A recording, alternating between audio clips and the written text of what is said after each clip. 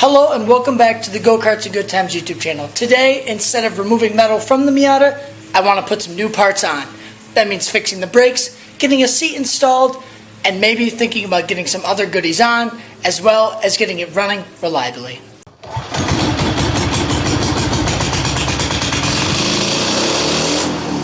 If you've been keeping up with the project, you will have known that the biggest obstacle with me running this car for long periods of time was not having a radiator. And finally, a cheap enough one popped up, and I've got it in. Not very secure, of course, because there are no top mounts, and I didn't have the official Mazda bottom ones, but I've got a couple of nuts and bolts and some line in so that it's not too loose, especially for only having the bottom mounts. Most of the fabrication to make brackets for the radiator to be securely mounted will happen more towards the time that I start thinking about putting a front bash bar on the car, but for now this is good enough and I can at least fill it with water and run the car for more than just a couple minutes at a time if need be. I do have fans for the radiator, they're stock ones, and I think one of them may be going out, but at least I have one and it'll be good enough for now because I don't foresee the car overheating. The second thing I want to do in this video is get a seat installed. I picked up a set of NC Miata seats. As you can see, I have the passenger one here that I thought I was going to have in the car for a while before I actually got a real race seat. But again, like the radiator, a good enough deal popped up that I could pick up this Kirkey with the cover, which is in okay condition. And I think I'm going to be using the seat rails from the NC seat on the bottom of the Kirkey and get that in the car. It's not exact, but I'll have to make some bracketry to get it adapted, and I think both the seat rails and the Kirkey will fit very nicely on the driver's side. You can also see here that the car has a floor which was non-existent in earlier videos because the car had some pretty bad rust. The last video on this car is detailing my process of getting the metal cut off to make it a Deathkart and getting the new floor in. I'm already doing way too much talking, but the next thing I wanted to get resolved in this video were the brakes, which I did not tackle in the last video because the fabrication process and getting all the rust fixed was such a big hurdle, and I needed to end things off and start fresh. So that is what I planned to get done. We're going to start with something easy, and that means taking the seat rails off of the NC Miata seat and starting to get things mocked up in the car so I can fabricate mounts to get the Kirkey. The seat rails are off and they're a little bit bigger than I'd like them to be, and that would fit in as is in the Miata, but I think I'll be able to make it work. I may end up having to chop this and bring it in closer together so that I can modify the stock mounts to fit. They're too long, but I think if I bend these, I will be able to use the front ones. And then as far as the rear, with these style seat rails, the actual mounting bracket bolts onto the rail, so I can just fabricate new brackets that are much closer up and don't have this kink like these ones do, so that the bolt actually has room to go in and sit in the car. I'm going to get to mocking this up and then turn the camera back on when I have a plan for getting things cut and mounted.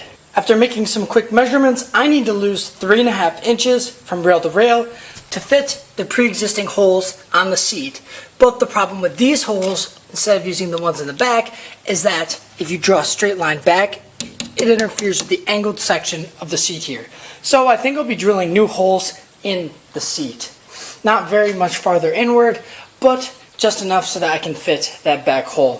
Front to back, we're good on spacing, but the difference between these mounting holes in the car is 2.5 inches. The nice thing about that though is that once I cut off this little dowel, I can drill new holes spaced over such that the spacing of these front brackets is right and the spacing for the seat is right. And then, like I mentioned before, the rear will just be a very simple piece of metal that goes out to the rear mounting points. So I'm going to start getting things cut up and update you when I get to a good stop. With these brackets clearance, I can now move on to some scary things like cutting the seat adjuster and drilling new holes. I'm more worried about cutting the seat adjuster because I'll have to re-weld it later than drilling new holes in the seat, but we'll have to cross that bridge when we arrive at it.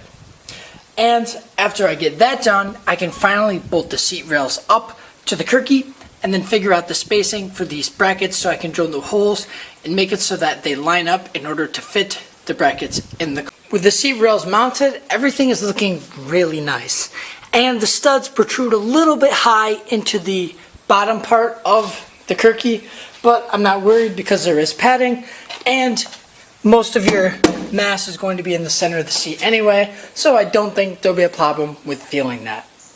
I also, after taking a closer look after the seat adjuster, think that it might be better if I drill out this rivet for the kind of flimsy mechanism that's there, and then just send a threaded rod through the hole with some nuts to keep this from moving side to side, get everything locked up nice and tight, and it'll bring the adjuster back a few inches because this is where the seat is in its final position, and the adjuster moves with the seat, so it'll always be this far out. With the padding and everything on, I'm not concerned again about this distance out, but the stock adjuster is a little bit too long, so I'll probably just make my own in the future. Next, I'm going to bring my pile of stuff over to the car and start looking at how far over I have to move the mounting holes for the front brackets and then get those drilled out. After a bunch of trial and error and even taking the brackets from the driver's side NC seat I have, they were riveted on, which was quite annoying, I have the seat in the perfect position. I've sat in it, I've slid forward and backwards. At first it was way too far to the left, and now it's just about perfect as far as steering wheel placement and being nice and close to the shifter and the e-brake. Obviously, it's nice to have the rails, so almost anyone can fit in the car. I can push it too close to way too far to me, forward and backwards, and if the side-to-side adjustment is a little bit off, that's not a big deal because it really is pretty close in my opinion. As you can see here, I have the holes lined up with the mounting points, but I do not actually have bolts to go in, so I'll have to get some of those, and then I can start considering making up brackets for the rear, which should be a simple piece of angle iron or just a thick piece of flat stock over to the. I've got the car back on the ground for the first time in a while just to double check that I like where the seat is and that it's low enough to the ground and everything is just right before I go ahead and commit to the front mounting positions and then fabricate the rears. I'm really happy how this looks, and at this stage, finally having a floor and finally having a seat, it's really starting to all come together and be more like a car again. Putting the stock brackets back on, they're a really funky shape, and I think it'd be a lot easier than trying to work with these to just use a straight bar. Now that I realize that if I'm just drilling through the floor, I can just send a single piece of metal back and bend it down to meet the angle of the floor in the seat. The seat will still rest on top of the factory seat mounts on the floor pan of the car, but it'll be mounted a little bit further back, bolted through. So I'm going to pull these off and then mock up some pieces of metal. I keep updating way too often, so when it's done, I'll pull the camera out. After a bit of figuring out, I've come up with this to be my solution for getting the back of the seat mounted. As you can see, I've got holes for the studs, and it'll sit approximately like this and bolt through the floor where you can see spot welds. It's nice and thick there, and I'll get a 1/2 inch bolt or whatever metric equivalent of that is, and then some massive fender washers so that it all gets stuck together nicely. It will still be resting on that little hump here, like I mentioned earlier, but that's fine as long as the rear is tied in and the weight is being pulled down and held to the car in 4 spots. I really do like how these turned out. I'm not sure if I'll paint them because they're galvanized, but eventually I will have to come back and clean up a lot of this modification I did because places where I had to drill holes or cut will eventually. I've got them mounted up to the seat rails, and once again, I really like how they turned out, and I think they'll do the job just fine. I'm not worried about it. I'm going to hold off for drilling that big old hole in the floor until I have hardware to get the front securely mounted in place, so I know that the position is just perfect and will not change when I go and get things tightened up and shifted around for a final placement. So, as far as I'm concerned, my seat mount is done. As far as the slider arm, I'm going to get this fixed tomorrow after I pull those rivets off, and I have to go to the store anyway to grab stuff for brakes, and I don't have the correct threaded rod to put in there, so this I'll deal with tomorrow. It's getting late, so I'm probably going to hold off on fabricating some sort of bar that crosses underneath the headlights to get the top of the radiator secured.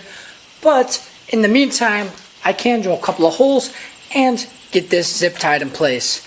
This is an oil cooler that I'm probably going to be using to cool the transmission, or I can use that to replace this loop right here, which is for the power steering, that's also kind of in the way and kind of unnecessary. My rack has a leak in one of the boots, it's torn, and I don't have an accessory belt to power steering yet anyway, so I'm not really concerned about it, nor does a Miata really need power steering. It's helpful for drifting, especially since you're going to be throwing the wheel around a lot, but all that set aside, I'm not worrying about it right now. I do have this perfect piece of angle iron though, angle iron. That's the gap between these holes where the AC condenser used to sit. So I'm going to get this, some through holes, and then mount it up, zip tie this in place, and then I'll probably get some lines to get that actually plumbed tomorrow. It's not much, but it is another small step towards getting the car reliable and able to drive for long durations of time. I'm going to come back tomorrow, try and deal with those brakes, try and get some hardware to get the seat in, and maybe even consider getting the radiator mounted up more securely. But this is where I'm going to leave it for tonight because it is getting late and I have all tomorrow to work on this with hopefully a surprise for later in the day. It's the next day and the workspace is clean, so I can move forward with the other tasks I want to get accomplished today.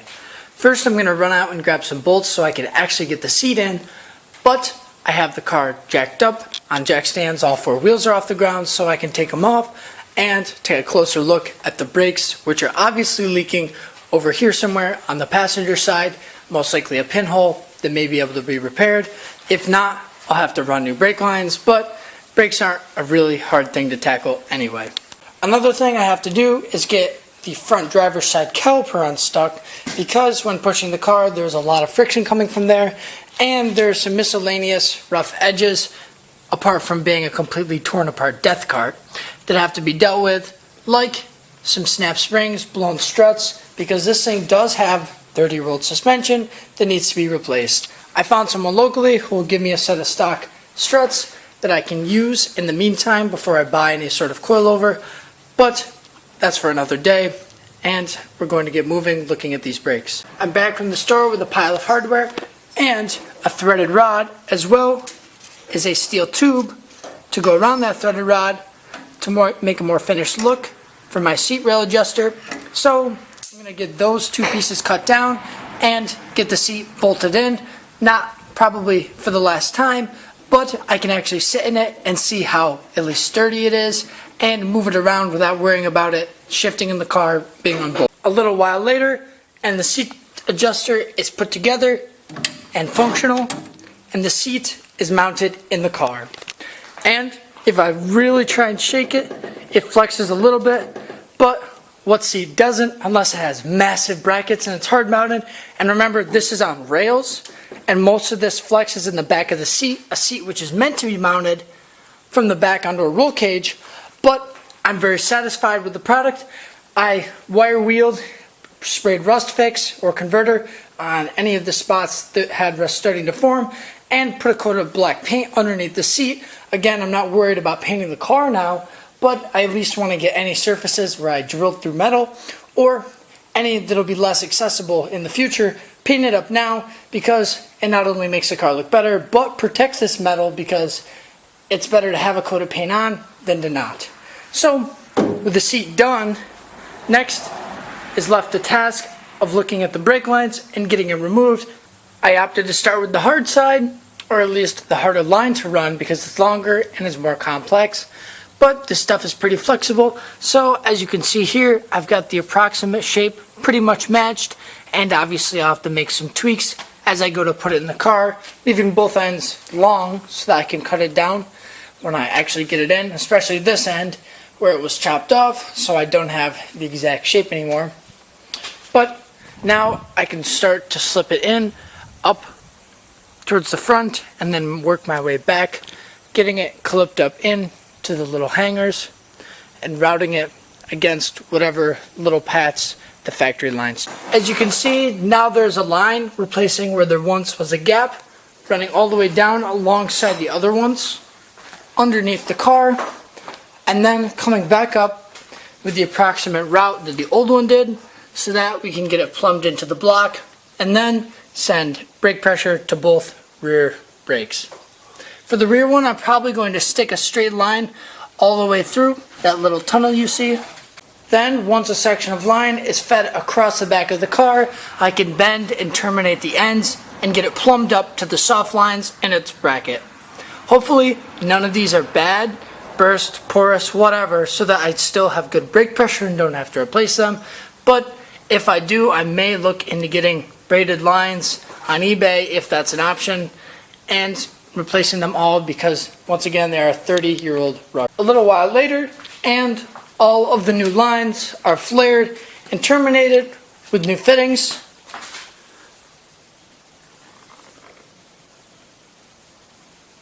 At their respective spots.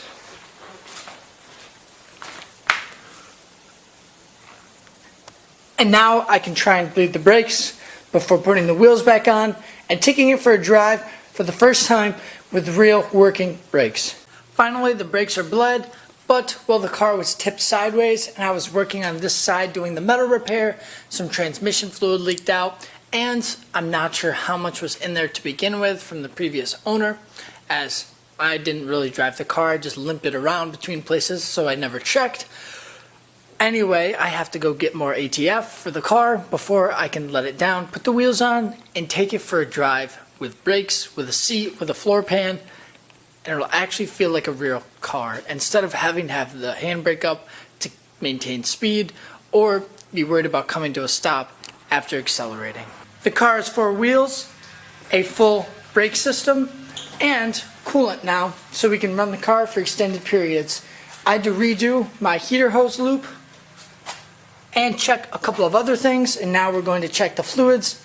Then I'll be able to drive it for the first time as a real functioning car instead of temporarily petting it around.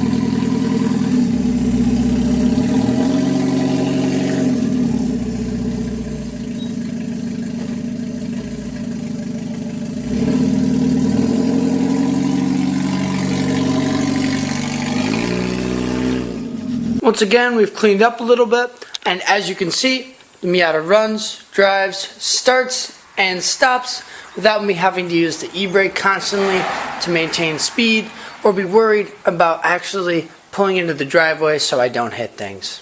I think for now, this is where I'm going to leave things because I did accomplish what I set out to get done in this.